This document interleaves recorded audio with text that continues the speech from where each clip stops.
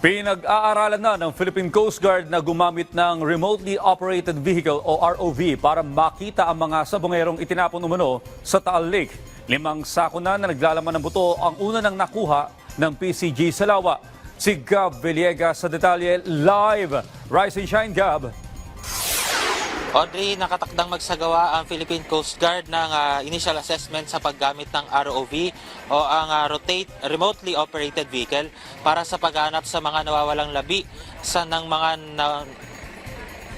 paghanap ng mga labi ng mga nawawalang sabongero dito sa Taal Lake. Layo ng assessment na tignan ang kakayanan nito sa paghahanap sa burak at putik sa lawa.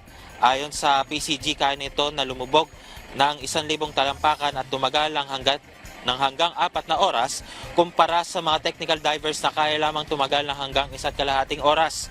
Dahil dito, posible pang ma-extend ang identified searching area para mapalawak pa ang paghahanap sa mga nawawalang labi ng mga nawawalang sabongero.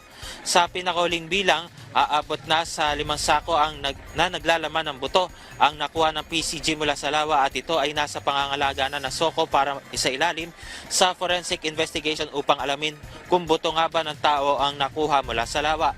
Audrey, sa mga oras na ito ay wala pang tiyak na oras kung kailan sisimula ng PCG ang isasagawang assessment sa paggamit nitong ROV. Sa ngayon ay wala mo nang ilalabas ang PCG na anumang pahayag kaugnay nito at kinakailangan mo nang magkaroon ng clearance bago mailabas ang anumang opisyal na impormasyon sa publiko. At yan mo ng update mula rito sa Laurel, Batangas. Balik sa iyo, Audrey. Maraming salamat, Gab Villegas.